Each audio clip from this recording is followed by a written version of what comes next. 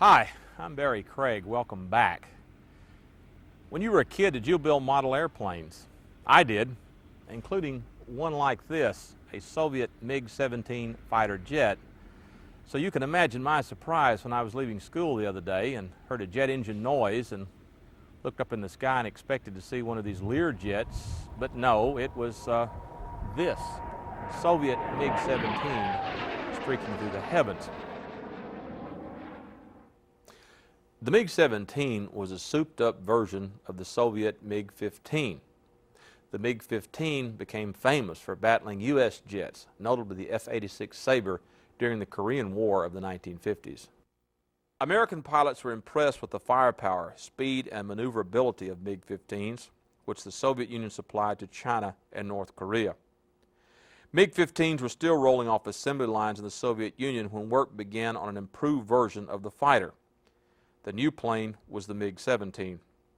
To improve performance, designers slimmed and lengthened the fuselage, thinned and swept back the wings to 45 degrees, and added a taller tail. The MiG-17 also had a more powerful jet engine. The MiG-17F version included an afterburner, which made the warplane supersonic. MiG-17s could fly faster than 700 miles an hour. The MiG-17 first reached units of the Soviet Air Force in 1952. Various versions of the jet flew in the air forces of 25 countries, most of them communist. It was known for its rugged dependability. MiG-17s were even capable of taking off and landing from grass airstrips. MiG-17s were built in the Soviet Union, Poland, Czechoslovakia, and China. In Poland, the MiG was known as the Lem 5 and Lem 6. In China, the warplane was the Xi'an 5. Compared to modern jets, the MiG-17 is small, only about 37 feet long and 31 feet across, wingtip to wingtip. Empty, the plane weighs about 8,600 pounds. The MiG-17 came in high-altitude interceptor and ground attack models. MiG interceptors were designed to shoot down U.S. bombers and fighters at altitudes up to about 55,000 feet. MiG-17s also were equipped with external fuel tanks, one under each wing, that could be jettisoned before engaging an enemy in air combat. The extra tanks boosted the MiG's range to 870 miles. The MiG-17 packed a powerful punch, nose-mounted, rapid-firing twin 23mm cannons and a single 37mm cannon. Later model MiG-17s could fire air-to-air missiles as well. The MiG-17 arrived too late to fight in the Korean War, but it did see combat in the Vietnam War. The North Vietnamese Air Force was equipped with MiG-17s. In a dogfight, the outdated MiG-17s were at a disadvantage against missile-firing U.S. F-4 Phantom jets, but bomb-laden U.S. fighter bombers were vulnerable to MiG-17 attacks. The North Vietnamese also flew the missile-firing MiG-19 and MiG-21. The MiG-21's performance was similar to the F-4's, but some North Vietnamese air aces preferred the MiG-17 to the MiG-19 and the MiG-21 for the MiG-17's agility and powerful cannons. With the advent of the MiG-21 and other more modern Soviet fighter jets, the MiG-17s and 19s were relegated to second-line fighter squadrons and training units. When the Soviet Union collapsed and the Cold War ended, many American and other Western aviation enthusiasts bought MiG-17s as military surplus and turned them into fast private jets. Only about a dozen MiG-17s fly in the United States. One is owned by Dr. Marius Maxwell, a Paducah neurosurgeon.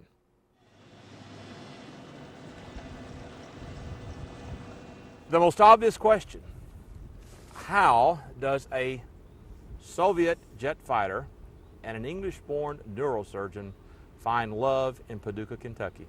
Well, Barry, the answer to that question would take many hours to explain. Basically, this is a 40-year-old Polish princess. I've had her for a year, and as Shakespeare would have said, we're star-crossed lovers, we were fated to meet.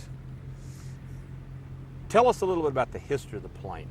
It's a 1962 Polish MiG-17F, NATO codename Fresco. It was built in Poland, as many of these aircraft were built in excess of 21 different countries, obviously beneath the umbrella of the Warsaw Pact, as it then was known. And to the best of my knowledge, it saw service in the Polish Air Force, being put out to pasture in a training squadron in the 70s. It was imported to this country by a friend of mine, a retired airline captain who does air shows, in 1992, and he sold it to me in he sold it to me last year. How did you learn to fly it? I went out to New Mexico. There's a very good school that teaches basic air combat maneuvering and basic control of vintage jets in Santa Fe, New Mexico. And over about a 7 or 8 month period, I made multiple trips out for weekend sessions. I learned to fly in a 2-seat MiG-15, what they called 15 UTI or UTI, which was a training variant, since there were never any 17 training variants. And once I had my MiG-15 17 ticket, I came back and the aircraft was already here, and did my first solo from Barkley Regional Airport. So your first ride in this was your solo flight. You had never flown one of these before. Yeah. That might have been a bit edgy. It was. The switchology is slightly different. The cockpits are laid out differently. I was bolstered by the fact that the cognoscenti say the MiG-17 is slightly more forgiving than a 15. They're both tactical swept wing interceptors, and they are both used to very high speeds. Luckily, I fly a turboprop, which is pretty fast, and so I was able to transition without too much difficulty. How about the vital statistics? Height, weight, length, speed, armament, and so on. Basically, it weighs approximately 10,000 pounds, depending on the fuel load and what armaments are on board.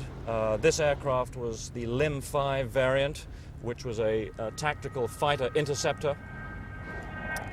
Therefore, it was perhaps the most lightly armed and the greatest power-to-weight ratio of the multiple variants of MiG-17. So this was an interceptor. This was a fighter interceptor. So as B-52s or long-range American bombers came over, this would have gone after them. Yes, this was basically designed to take off from a forward airfield, engage the afterburner. This was the first jet that the first operational jet which was equipped with an afterburner, climbed to altitude 30s, 40,000 feet. Its ceiling is about 55,000 feet.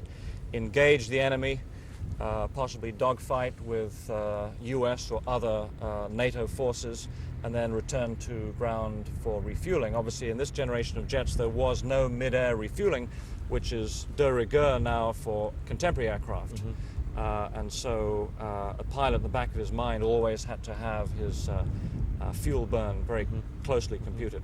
What is the range of this plane? The effective range for a civilian pilot taking it cross country is would be maximum about 500 miles. I would probably only fly 300 miles. The reason is that this is a tactical military fighter. If you're flying it cross country, there can always be little upsets or things that don't go according to plan. In accordance with my training, I always have a very, very generous fuel reserve, because when these run out of fuel, they run out of fuel. And they do glide, but obviously Not very well. Can be a catastrophic problem. Mm-hmm. So I occasionally take it to St. Louis for maintenance, and you might find yourself slowing into a civilian pattern with light piston training aircraft in front of you. I've had to do that a couple of times and had to go around with a student pilot on final. And despite the tower's exhortations that, son, you've got a MiG-17 on your tail, student pilots get confused. So going around at low altitude, full power, burns a lot of fuel. You always have to have a very, very large reserve with these aircraft, both in runway length and in fuel on board. So I'm pretty conservative. Mm-hmm. We had talked earlier before the program about the hallmark of these planes was ruggedness, dependability, whereas American, British types, more sophisticated, more prone to breakdown. In fact, I believe you told me this could actually be used on a grass strip. Yes. The Russian aircraft, basically their hallmark since the Second World War has been extreme simplicity, therefore ruggedness, and therefore battlefield preparedness. NATO forces, the British and the Americans, have always tried to concentrate on greater sophistication, which means that they are far more fragile in the fog of war.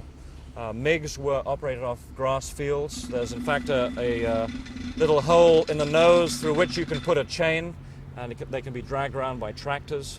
They're very they're not too susceptible to FOD, foreign object damage, whereas British and American fighters are.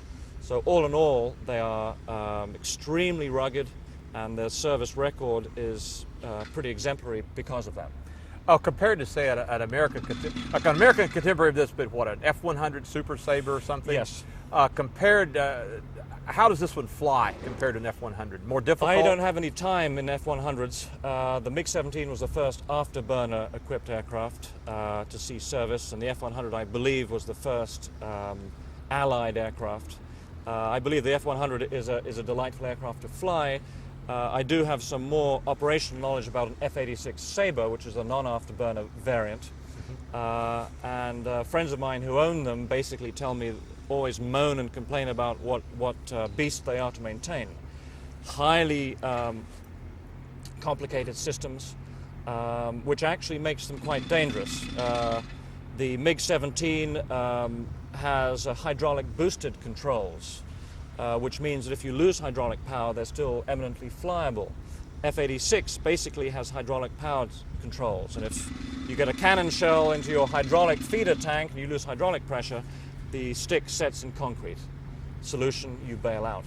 So both in maintaining them and operating them in a civilian or military environment, the ruggedness and simplicity of the MiGs, I would say, makes them far more survivable than many of the American and British aircraft. The 17 basically saw service against F-86s, F-100s, Thuds, F-105s, F-4 Phantoms, and then overlapped in the 60s with the MiG-21, which was the Mark II something jet fighter.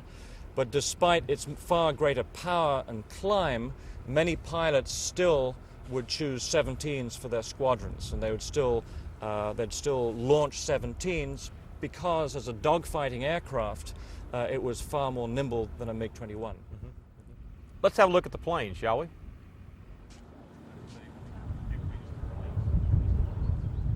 Here we are at the business end of the MiG.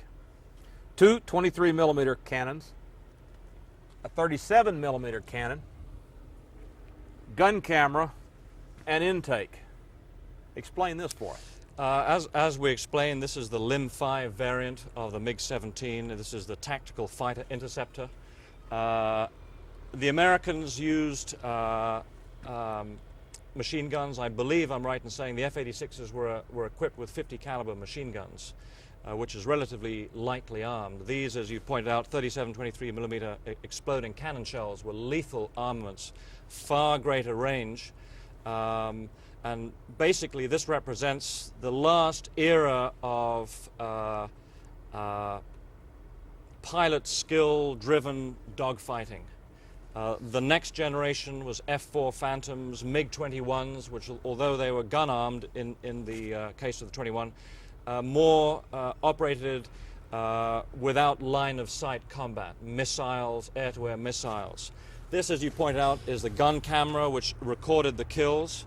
And for a fighter of this generation, this was a lethally armed machine. Now, this is a vintage fighter and is, as we described before, a Mona Lisa of aviation history. However, not to belittle it, this basically is a killing machine. And I don't know what it says about mankind, but to my taste, some of the most beautiful creations of mankind in terms of engineering and performance were in fact designed to kill.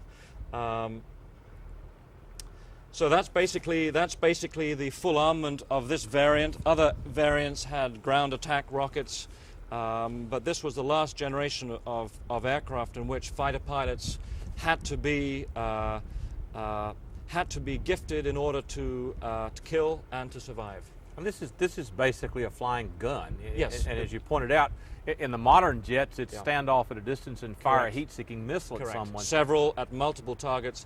This was, as you will, I'm sure, all have seen from gun camera footage in the Vietnam and Korea War, these were aircraft you have to get up behind someone and shoot them in the back. Mm-hmm. And I would point out that History Channel and Discovery Wings Channel, which I watch religiously, always show you F-86 gun camera footage shooting down MiGs. And I have seen, and there's a vast archive, obviously, of American and British fighters falling prey to these awesome weapons. Mm-hmm. Mm-hmm. Next thing we'll do is fuel up the jet and then take a look at the cockpit.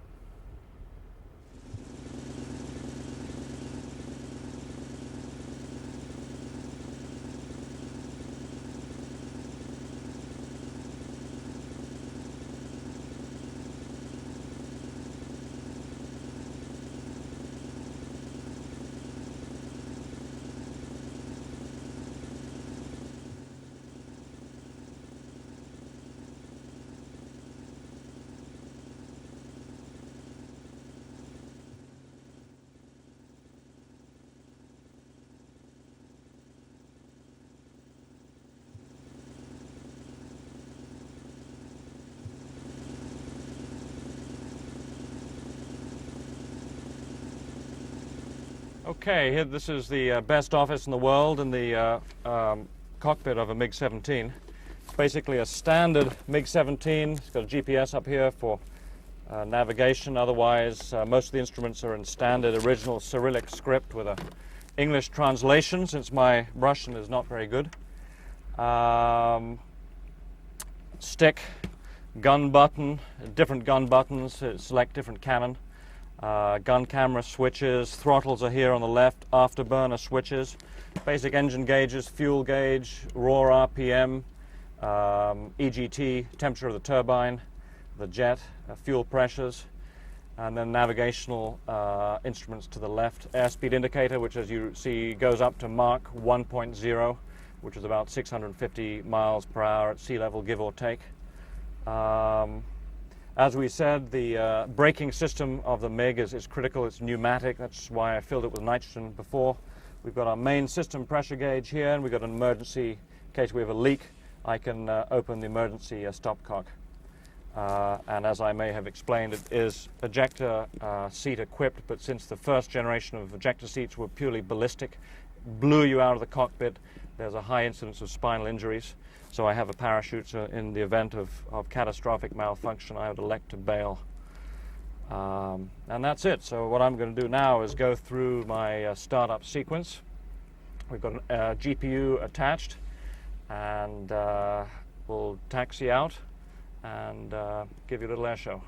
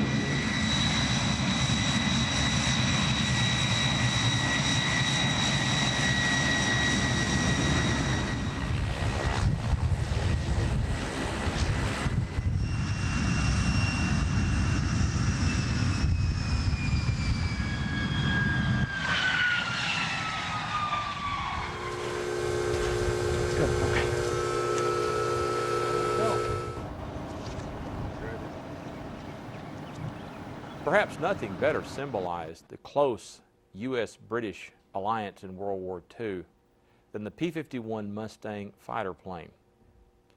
Though the airplane was American, its engine was British.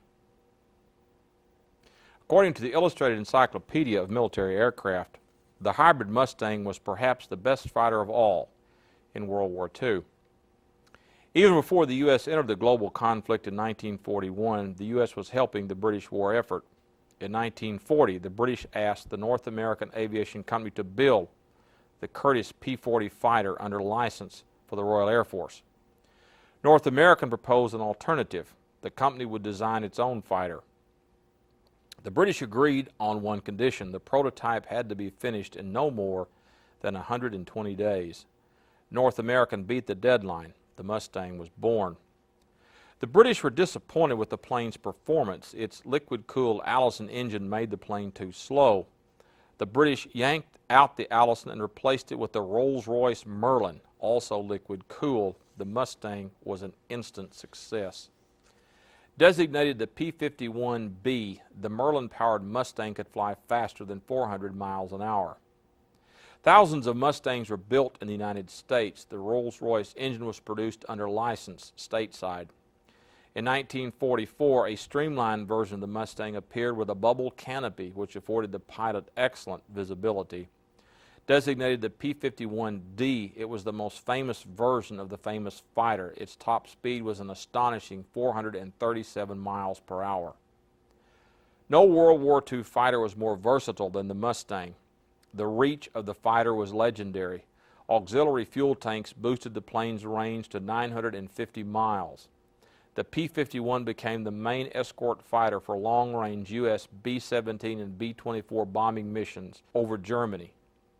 Before the advent of the Mustang, German Focke-Wulf 190 and Messerschmitt 109 fighters were shooting down U.S. bombers at an alarming rate. More than a match for the German warplanes, the Mustang changed the picture dramatically. More bombers were able to drop more bombs on more targets and get home safely to bases in England. The Mustang packed a powerful kick. Equipped with 6 50 caliber wing-mounted machine guns, the Mustang was a fearsome dogfighter. The plane had plenty of firepower, too, for strafing ground targets. The P-51 could also carry a 2,000-pound bomb load under its strong, square-tipped wings. Compared to modern jet fighters, the Mustang is small, a shade over 32 feet long and 37 feet across, wingtip to wingtip. It weighs about 11,600 pounds. Rugged and dependable, the Mustang flew in all theaters of World War II. Mustangs served in the Korean conflict of the early 1950s and were even credited with shooting down some communist MiG-17 jets. Several Mustangs are still around flying as museum pieces. One is stabled in Paducah and owned by Dr. Maxwell. We're back after Dr. Maxwell's trip through the wild blue yonder over Paducah. Thank you for the free air show. That was most enjoyable. My pleasure. The second warbird in the Good Doctor stable is this wonderfully restored P-51d Mustang, World War II vintage, painted up similar to an 8th Air Force U.S. fighter based in his home country of England. Notice the black and white invasion stripes for June the 6th, 1944. All Allied aircraft aloft on that day carried these stripes so that the fellows on the ground would know friend from foe. Tell us about this real hot rod. Well, this is a stock P-51D Mustang, 1944, serial number 72826. It's an interesting juxtaposition with a MiG because they actually met friend and foe over the, at least with the MiG-15, which was the early predecessor of the MiG-17, over the skies of North Korea. And I believe I'm right in saying that P-51s and or MiGs may have fallen victim to each other. So historically there was an overlap in these two generations of aircraft. The Mustang, as you may know, has been described as a magnificent, mythical Mustang. Most military historians would concede that its introduction to the war had a seismic impact on the end of the European theater of World War II. The Mustang was initially commissioned by the Royal Air Force. It wanted a tactical fighter interceptor, And the Americans, with their immense engineering know-how and production facilities, came out with the first variant, the P51A and B, which was an Allison-powered. The engine was quite an anemic power plant, and it's just called the Allison engine. The Americans took it to England, and it was duly tested by the Royal Air Force, who, not surprisingly, like the Americans, were very disappointed with its performance.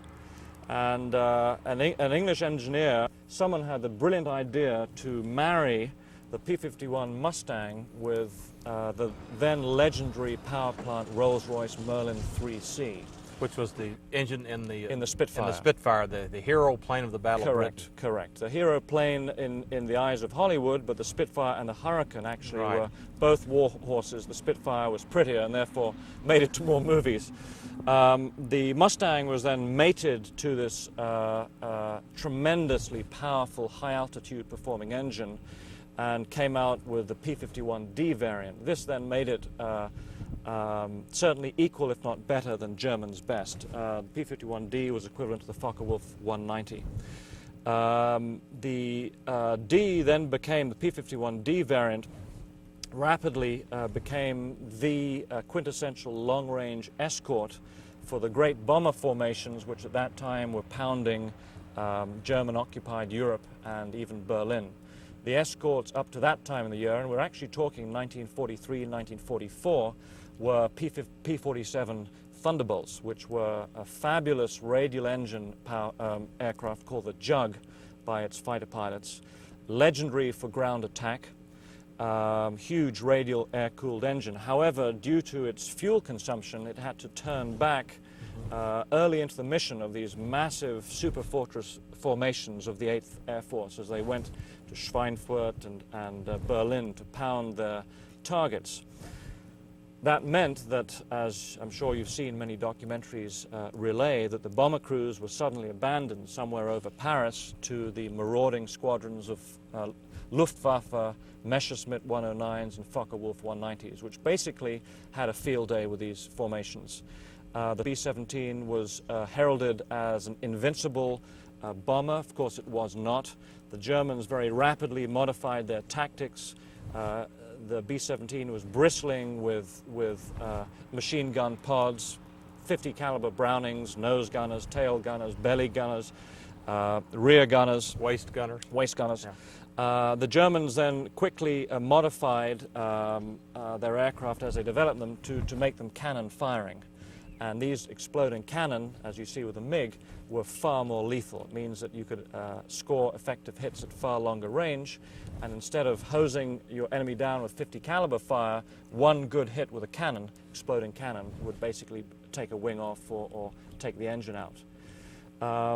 So suddenly in one raid, I think on Berlin in late '44, the 8th Air Force brought in Mustang formations.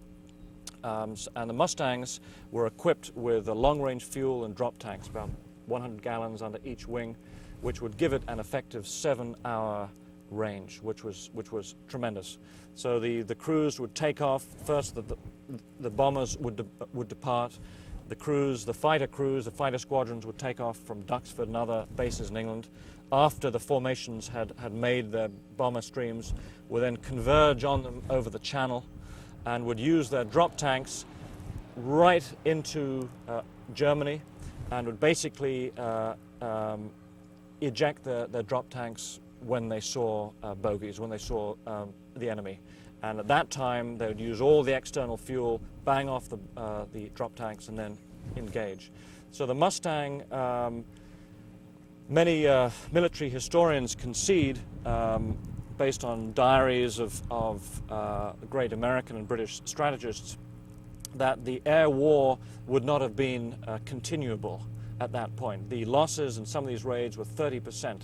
These were multi-hundred bomber formations. Each bomber would have approximately 10 crew members, and to lose 30% on each mission was just devastating.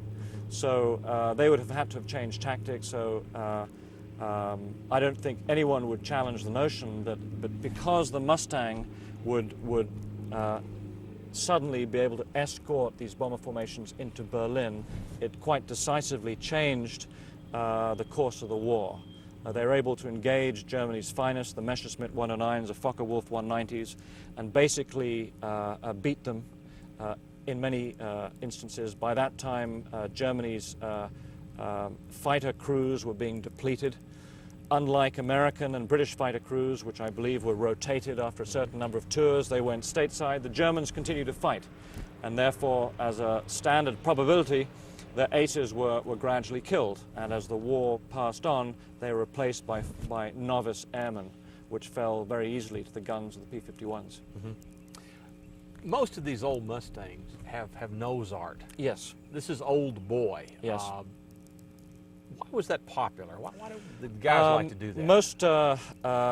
Most fighter pilots, the Mustangs were really supported by crews. I mean, they had a maintenance crew, a crew chief, and the pilot.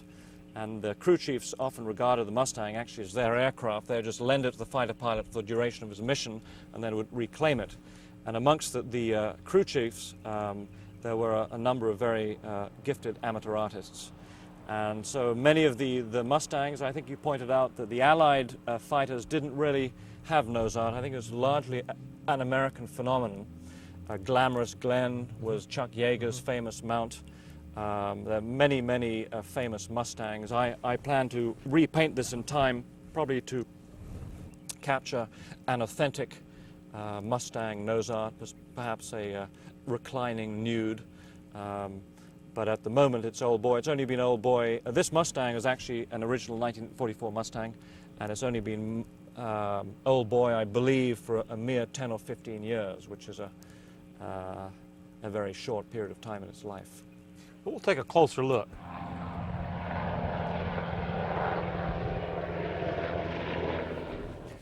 Here we are at the business end of the P-51 Mustang, 3 of 6 50 caliber machine guns. Tell us about the armament on this craft. Well, as you said, the Mustang was equipped with 3 on each wing Browning 50 caliber machine guns, which were very effective. Comparatively speaking, lightly armed compared with the Messerschmitt 109 and Focke-Wulf 190, its chief adversaries, which were cannon firing. But despite that, a lethal machine in the hands of a good pilot. What was the theory of machine guns versus cannons? I think machine guns were simpler to construct, and cannon-firing aircraft were just coming into existence. And according to my information, the Germans stole a clear lead. I can't think of one World War II Allied fighter that was cannon-armed. I think you're right. Yeah. P-38, I think, had 50 calibers, and yet I can think of at least 2 German, more perhaps, Messerschmitt 110, which were cannon-armed. And the Spitfire and the Hurricane, they were machine gun firing. 50 caliber. Yeah. But still, in the hands of a good pilot, these were lethal machines. Mm-hmm. Mm-hmm. Over your head is the exhaust manifold of this fantastic engine, and I believe you told us that part of your relaxation is listening to Mustang noise. For any pilot, listening to a Merlin flyby in a Mustang or a Spitfire is one of the most beautiful noises the human ear can comprehend. It's rather like angels singing. So it's the only downside of flying one is that the engine is so loud you don't get the magnificent rush that you get as a ground observer. So I will have to gladly bestow this gift upon your ears. So. Compare this flying the Mustang to the MiG. How does it compare? Similar. They're both heavyweights in their own regard. They're both very high-performance aircraft. They operate in a similar airspeed environment. The Mustang flies quite like a jet. It's similar weight, so it's very heavy aircraft, similar weight to the MiG. Wing area is roughly the same, so it has a very high wing loading, which means it rides turbulence beautifully. The visibility from the bubble canopy, which came out in the 51D variant and the ubiquitously known as P-51 Mustang, gives just breathtaking visibility. The Focke-Wulf 190s had excellent visibility. The Messerschmitt 109s had appalling visibility. they had this little box canopy which would close with a resounding thump. I think Adolf Galland, the great fighter pilot, one of my childhood heroes with Douglas Bader, was quoted as saying that every time he flew off on a mission in a Messerschmitt 109, the awful final clunk of the canopy closing reminded him of a coffin lid. Galland was a very dashing German ace. He ended up general. He ended up with a rank of general, and it was he who commanded the first Messerschmitt 262 squadrons. The jet squadron. The first line of German jets. Now the Germans, everyone will concede, had extraordinary technical leap above the Allies in terms of both rocket, jet power plant, and aerodynamic design. Hence the scramble, the unseemly scramble at the end of the war by the Allies, the British and the Americans against the Russians to try and capture their great scientists. Von Braun, who started the great American space NASA. program, NASA. So they had an extraordinary fertile engineering period for mankind. Why? God knows why. But the truth is there for anyone to see. And the first operational jet fighters were the Messerschmitt 262s. Hitler made the great mistake of interfering with Goering and Galland and the other great aces in insisting that half the 262 squadrons or half the manufactured numbers would actually be ground attack or bomber variant, when in fact Galland insisted that the only way, after the Mustang started to escort the bombers, the only way the Germans would have a chance of defending the Reich from the marauding bomber formations was to use all these extraordinary early jets as fighter interceptors, and he was overruled, the end result being that the 262 saw combat and wrought appalling havoc in the bomber formations, were shot down by a few Mustangs and Thunderbolts, but by and large they couldn't be caught. They were cannon firing and they would sweep into the bomber streams at in excess of 500 miles an hour and just couldn't be touched. So it was really because of Hitler's meddling that the 262 didn't really reach its appalling potential. Galland was also famously quoted. He was once asked by one of his contemporaries what flying the jets were like, and I think that squadron was called Jagdgeschwader 26, 26, and he twiddled his moustache and looked thoughtful. He said, "It is as if you were pushed by an angel." That expresses the feeling for a pilot to leave a very high-performance piston fighter and move into the jet age. It's as if you're pushed by an angel. So that was basically the German response. It was too little, too late. Let's move you into the cockpit. Okay.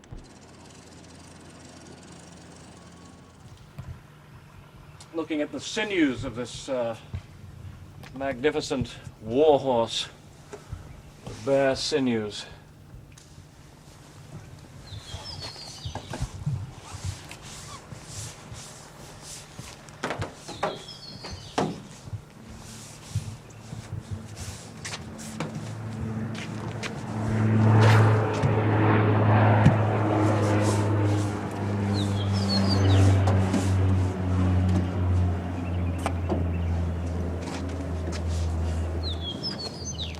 Great, very classic shot of the Mustang is to look up its sleek body and see the long nose. As you taxi, you have to S-taxi, because obviously your visibility ahead is zero.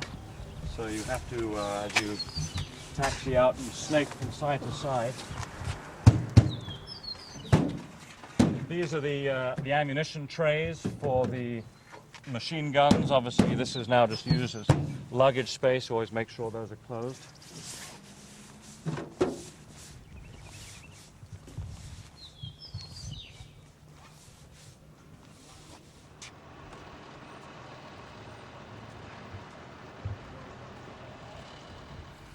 This is one of the most beautiful pilot perspectives in aviation, looking down the long snout of a P-51 Mustang, a very evocative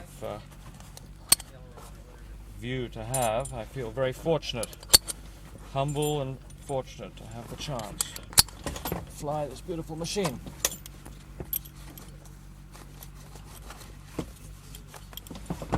All right.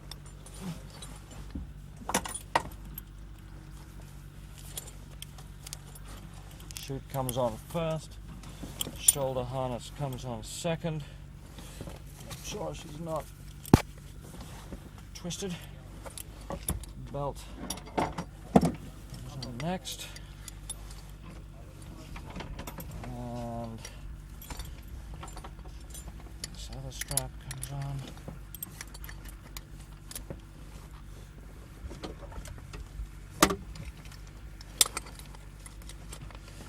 We're doing this on a lovely sunny day in Kentucky. Imagine people used to do this to go off to war. I'm going to get my...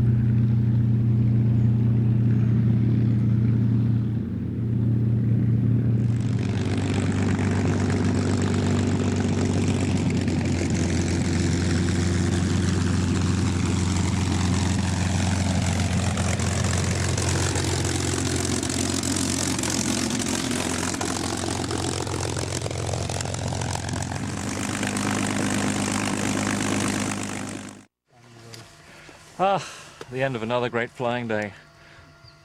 Wunderbar, magnifique. It exhausts all superlatives. It's just such a magnificent machine.